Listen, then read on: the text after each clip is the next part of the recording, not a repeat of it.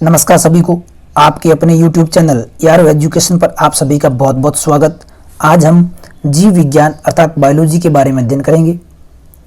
जीव विज्ञान की दो शाखाएं होती है, पहली जंतु विज्ञान अर्थात जूलॉजी और दूसरी वनस्पति विज्ञान अर्थात बॉटनी।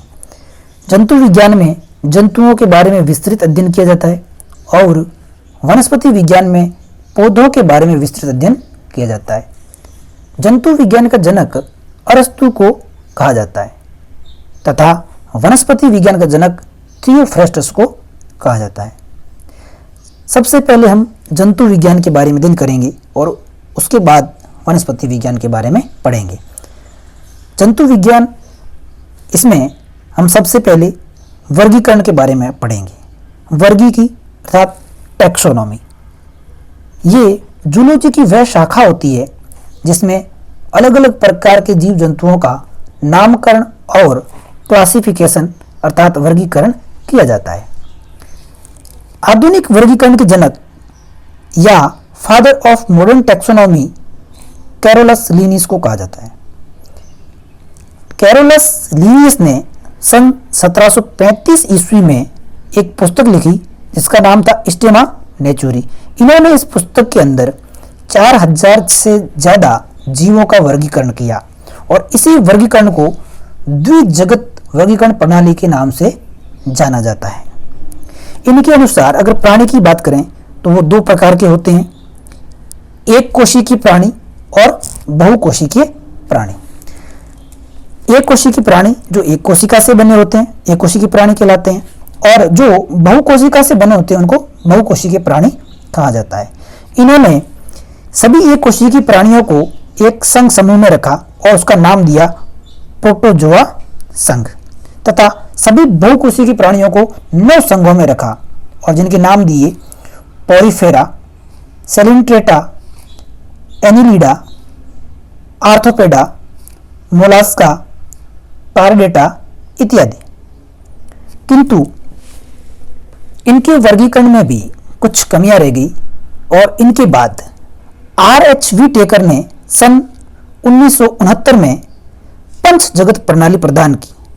R.H.V. टेकर ने सन 1969 में कोशिका के दो प्रकार प्रोकैरियोटिक कोशिका और यूकेरियोटिक कोशिका के आधार पर जीव जगत को दो भागों में बांटा। पहला प्रोकैरियोटिक कोशिका के आधार पर नाम दिया प्रोकैरियन और दूसरा यूकेरियोटिक कोशिका के आधार पर नाम दिया यूकेरियन।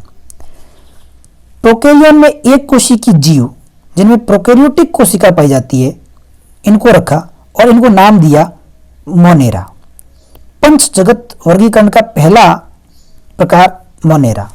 इसके उदाहरण जीवाणु, साइनोबैक्टीरिया, आर्कीबैक्टीरिया। इन्होंने यूकेरियन को दो भागों में बांटा कोशिका के आधार पर, एक कोशिकीय यूकेरियन और बहुकोशिकीय यूकेरियन। एक कोशिकीय यूकेरियन में इन्होंने नाम दिया प्रोटिस्टा। इसमें सभी एक कोशिकीय यूकेरियन पाए जाते हैं। इसके उदाहरण हैं अमीबा, यूग्लिना और पैरामीशियम। और बहुकोशिकीय यूकेरियन को इन्होंने पुनः दो भागों में बांटा कोशिका भित्ति के आधार पर, यानी जो कोशिका भित्ति युक्त होते हैं वो, और दूसरे कोशिका भित्ति विहीन।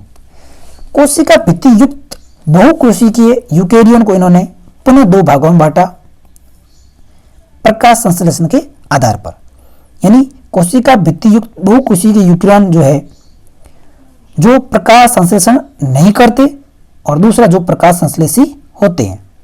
जो प्रकाश संश्लेषण नहीं करते इनको इन्होंने नाम दिया मृतोपजीवी, और जो प्रकाश संश्लेषण करते हैं इनको इन्होंने नाम दिया स्वपोषी। मृतोपजीवी का उदाहरण कवक, इसलिए इसको कवक जगत भी कहा जाता है। इसको कवक जगत भी कहा जाता है।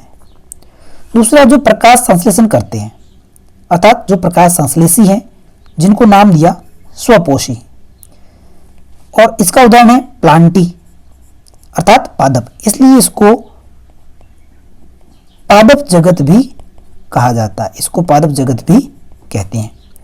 अंतिम पंच जगत का प्रकार जो है कोशिका भित्ति विहीन, कोशिका भित्ति के बिना बहुकोशिकीय यूकेरियन, और इसको नाम दिया इन्होंने एनिमेलिया। एनिमेलिया, इसके अंदर सभी प्रकार के जानवर, पक्षी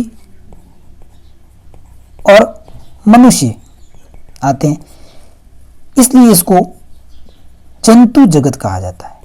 इसको जंतु जगत भी कहते हैं।